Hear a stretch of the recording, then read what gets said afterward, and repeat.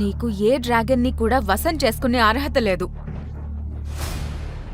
రాకుమారి ప్రియాంక తన డ్రాగన్ పై కూర్చొని రాకుమారుడు క్షితజ్ ని ఎగతాళి చేస్తోంది. రాకుమారి ప్రియాంక మాటలు బాణంలా క్షితజ్ గుండెల్లో గుచ్చుకుంటున్నాయి. రాజకుమారుడు క్షితజ్ తల దించుకొని మౌనంగా వింటూ ఉన్నాడు. అప్పుడే అతని పెద్దక్క అమృత అక్కడికొచ్చింది. నువ్వు ఎవరితో మాట్లాడుతున్నావో తెలుసా? ఇతను 10వ స్థాయి శక్తికి అధిపతి, నవాంగన్ సామ్రాజ్యానికి కాబోయే చక్రవర్తి, రాజకుమారుడు క్షితజితను. మీరిద్దరూ నన్ను నవ్వించి చంపుతారనుకుంటా. ఈ నిస్సహాయుడు 10వ స్థాయి శక్తికి అధిపతంట. ఇతను శూన్యస్థాయిలో ఉన్న 5 ఏళ్ల పిల్లవాడిలా కనిపిస్తున్నాడు. ఆమె మాట విని అమృత కూడా మౌనంగా ఉంది. ఎందుకంటే ఆమె చెప్పింది నిజం. రాజకుమారుడు క్షితజ్ 10వ స్థాయి శక్తికి అధిపతి. కానీ ఇప్పుడు అతను కేవలం 5 ఏళ్ల పిల్లవాడిలా మారిపోయాడు. అతని శక్తులన్నీ శూన్యస్థాయికి పడిపోయాయి. కాబోయే చక్రవర్తి, అది కూడా నవాంగన్ సామ్రాజ్యానికి. ఆ సామ్రాజ్యం ఇంకా ఉందా? అగ్ని డ్రాగన్ ఆ సామ్రాజ్యం మొత్తాన్ని కాల్చి బూడిద చేసింది. ఏ రాజ్యాన్ని పాలించబోతున్నాడు? బూడిద కుప్పనా? ప్రియాంక మరింత బిగ్గరగా నవ్వసాగింది.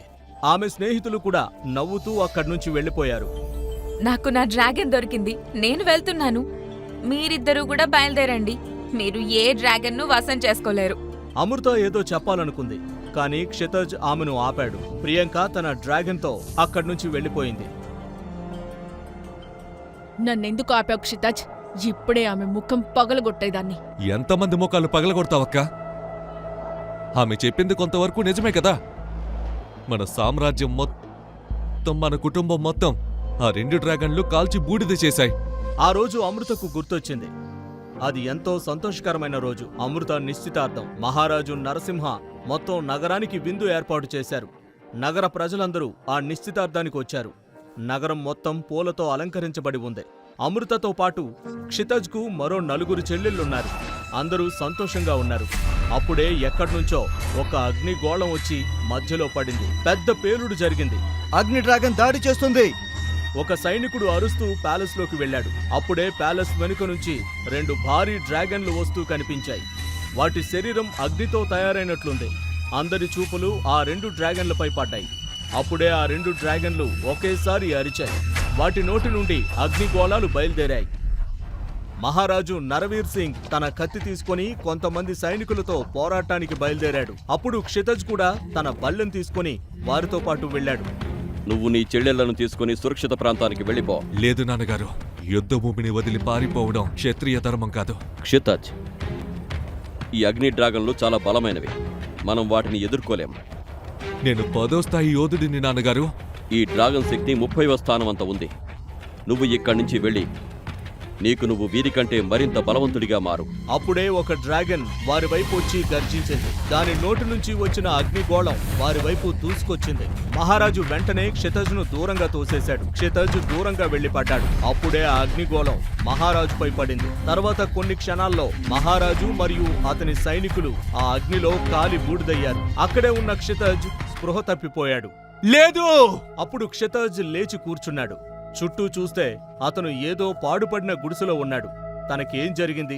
ఆ అగ్నివర్షం కురిపించిన డ్రాగన్లు ఎక్కడికి వెళ్లాయో అతనికేమీ అర్థం కాలేదు. అప్పుడే అతని సోదరి అమృత లోపలికొచ్చింది. ఆ విరిగిన మంచం మీద కూర్చున్న తన సోదరుడిని చూసి ముందుకొచ్చి కౌగలించుకుంది.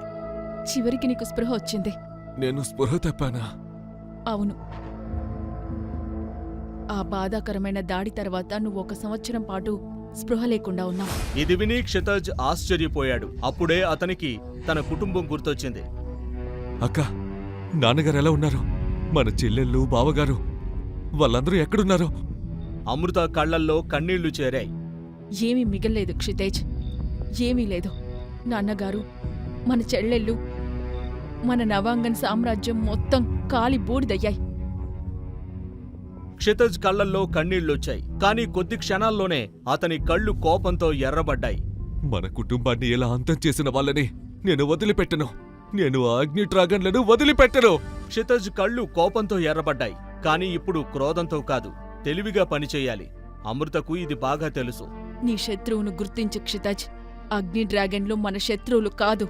నా కళ్ళ ముందే అగ్ని డ్రాగన్లు మన సామ్రాజ్యాన్ని తగులబెట్టాయి, మన కుటుంబాన్ని అంతం చేశాయి. నువ్వేమంటున్నావు? అవి మన శత్రువులు కాదు అనా? శాంతించు క్షితజ్. మన సామ్రాజ్యంపై ఆ డ్రాగన్లతో దాడి చేయించిన వాడే మన శత్రువు. క్షితజ్ కోపం ఇప్పుడు తగ్గుతోంది. తన సోదరి మాట అతనికి అర్థమైంది. ఈ అగ్ని డ్రాగన్ నాకు దొరికితే నేను అందరిపై పగ తీర్చుకుంటాను. అక్క, అగ్ని డ్రాగన్లే అన్నింటికంటే శక్తివంతమైనవా? లేదు క్షితజ్, డ్రాగన్లు 7 రకాలు. అవి అగ్ని డ్రాగన్, వాయు డ్రాగన్, జల డ్రాగన్, పృథ్వీ డ్రాగన్, సంరక్షణ డ్రాగన్, రేడియేషన్ డ్రాగన్. ప్రతి దానికి దాని సొంత ప్రత్యేకత ఉంది. ప్రతి దానికి దాని సొంత శక్తి ఉంది. అయితే వీటన్నిటి శక్తులు సమానమేనా? అవుననే చెప్పొచ్చు. కాని 7వ డ్రాగన్ అన్నింటికంటే శక్తివంతమైనది. సోమ్ డ్రాగన్. సోమ్ డ్రాగన్? అవును. కాని సోమ్ డ్రాగన్ను పొందే సామర్థ్యం అందరికీ ఉండదు. ప్రపంచంలో కేవలం 10 మంది వద్ద మాత్రమే సోమ్ డ్రాగన్లు ఉన్నాయి. కాని అక్క, ఈ డ్రాగన్లు ఎక్కడ దొరుకుతాయి? ఇక్కడ్నుంచి 200 మైళ్ల దూరంలో ఉత్తరాన ఒక పర్వతం ఉంది. అక్కడే మనకు ఆ డ్రాగన్లన్నీ దొరుకుతాయి. అక్క, మనం ఈరోజే ఆ పర్వతం వైపు బయలుదేరదాం. అమృత మరియు క్షితజ్ మైళ్ల దూరం ప్రయాణించి ఈ డ్రాగన్ పర్వతం పైకి చేరుకున్నారు. వారాల పాటు సాగిన వారి ప్రయాణం ఈరోజు పూర్తయింది. ఇద్దరూ అలిసిపోయారు, చెమటతో తడిసిపోయారు. కానీ వారి ముఖాల్లో సంతోషం ఉంది. మరియు వారి ముందుంది ఆ డ్రాగన్ పర్వతం, పచ్చదనంతో నిండిన పర్వతం. ఇక్కడ అన్ని రకాల శక్తివంతమైన డ్రాగన్లు ఉండేవి. క్షితజ్ చూస్తూ ఉండిపోయాడు. కొన్ని పెద్ద ఆకారంలో భారీగా ఉంటే, కొన్ని పావురమంత చిన్నవిగా ఉండేవి. ఇద్దరూ ఆ అడవి మార్గం గుండా ముందుకు సాగారు. క్షితజ్ చూపు ఇంకా ఆకాశంలో ఎగురుతున్న డ్రాగన్లపైనే ఉంది. ప్రపంచం నలుమూలల నుండి వివిధ రాజ్యాల యువరాజులు మరియు యువరాణులు డ్రాగన్లను వశం చేసుకోవడానికి ఈ పర్వతంపైకొచ్చేవారు. ఆమె వారిని ఎగతాళి చేసింది. ఇప్పుడు డ్రాగన్ ను వశం చేసుకోవడానికి బిచ్చగాళ్లు కూడా వచ్చారు. అమృత మరియు క్షితజ్ ఆమెను అంతగా పట్టించుకోలేదు. ఇప్పుడు నేను నీకు డ్రాగన్ను వశం చేసుకునే విధానాన్ని చూపిస్తాను. అమృత ఆ డ్రాగన్ కళ్ళలోకి చూస్తూ ఉండటం మొదలుపెట్టింది. డ్రాగన్ కూడా సమ్మోహనం చెందినట్లు ఆమె వైపు చూస్తోంది. అప్పుడు అమృత ముందుకు కదిలింది. తన నడుముకు వేలాడుతున్న కత్తితో ఆమె తన వేలిని కోసుకొని తన రక్తాన్ని ఆ డ్రాగన్ నోటి ముందు ఉంచింది. వేలు నుంచి రక్తం బొట్టు కింద పడుతూ ఉండగా అప్పుడే డ్రాగన్ తన నాలుకను బయటకు తీసి ఆ రక్తాన్ని చవిచూసింది. దాంతో పాటు అమృత మరియు ఆ అగ్ని డ్రాగన్ శరీరంలో బంగారు రంగు శక్తి పుట్టడం మొదలైంది. అమృత బాధపడటం చూసి క్షితజ్ ముందుకు వెళ్లాలనుకున్నాడు. కానీ అప్పుడే అమృత చెయ్యి సైగ చేసి అతన్ని ఆపింది. క్షితజ్ అక్కడే ఆగిపోయి ఆశ్చర్యంగా చూడసాగాడు. అమృత మరియు అగ్ని డ్రాగన్ మధ్య ఎరుపు రంగు తీగ ఏర్పడింది. అమృత మరియు అగ్ని డ్రాగన్ వారి శక్తులను మార్చుకున్నాయి. డ్రాగన్ శక్తిని అమృత తనలో నింపుకోవడానికి ప్రయత్నిస్తోంది. ఆమె కళ్ళు ఎర్రబడ్డాయి. శరీరం నొప్పితో వణుకుతోంది. మరికొద్దిసేపట్లో వారి ఆత్మలు సంధానమయ్యాయి. అమృత ఇప్పుడు నార్మల్గా కనిపిస్తోంది. ఆమె చివరికి అగ్ని డ్రాగన్ ను వశం చేసుకుంది. ఆమె నవ్వుతూ క్షితజ్ వైపు చూసింది. ఆపై ప్రియాంక వైపు చూసింది. ప్రియాంక సైలెంట్ గా ఉంది. శుభాకాంక్షలక్క, నువ్వు అగ్ని డ్రాగన్ ని వశం చేసుకున్నావు. సరే తమ్ముడు, ఇప్పుడు నీ వంతు. క్షితజ్ చుట్టూ చూశాడు. చాలా చిన్న మరియు పెద్ద డ్రాగన్ల మధ్య వారిద్దరూ నిలబడున్నారు. అతను ఒక డ్రాగన్ వైపు అడుగు వేశాడు. రెక్కలు విదిలించుకుంటూ అక్కడి నుంచి ఎగిరిపోయింది. ఇది ఎగిరిపోయింది. ప్రియాంక తన డ్రాగన్ పై కూర్చొని క్షితజ్ ని చూస్తోంది. డ్రాగన్ ఎగిరిపోగానే ఆమె నవ్వింది. క్షితజ్, నువ్వు ఆమెను పట్టించుకోకు. నీ ప్రయత్నాన్ని కొనసాగించు. నీ సామర్థ్యం ప్రకారం నీకు నీ డ్రాగన్ తప్పకుండా దొరుకుతుంది. నీకు ఏ డ్రాగన్ ను వశం చేసుకునే అర్హత లేదు. క్షితజ్ మరోవైపు చూశాడు. అక్కడ ఆకుపచ్చ రంగు డ్రాగన్ ఉంది. అతను దానివైపు అడుగు వేశాడు. కాని ఆ డ్రాగన్ కూడా క్షితజ్ను చూడగానే అక్కడ్నుంచి ఎగిరిపోయింది. రాకుమారి ప్రియాంక నవ్వుతూ అక్కడ్నుంచి వెళ్ళిపోయింది. ఎందుకో తెలీదు, క్షితజ్ ఏ డ్రాగన్ వైపు వెళ్ళినా ఆ డ్రాగన్లు పారిపోతున్నాయి. అలా చేస్తూ చేస్తూ రోజంతా గడిచిపోయింది. ఈ ప్రయత్నంలో క్షితజ్ కాలి బొటనవేలికి గాయమయ్యి రక్తం కారుతోంది. కానీ అతను దాన్ని పట్టించుకోలేదు. చివరకు విసిగిపోయి నిరాశ చెంది అక్కడే పక్కనున్న రాయిపై కూర్చొని క్షితజ్ ఇలా అన్నాడు. నా శక్తులు అంతమైపోయాయి. ఏ డ్రాగన్ ను వశం చేసుకునే అదృష్టం నాకు లేదనుకుంటా. నీ ప్రయత్నాన్ని కొనసాగించు. నేను రాత్రి ఉండడానికి ఒక గుడిసెని ఏర్పాటు చేస్తాను. అమృత అక్కడ్నుంచి వెళ్ళిపోయింది. క్షితజ్ రాయిపై కూర్చొని చుట్టూ ఉన్న ప్రదేశాన్ని చూడసాగాడు.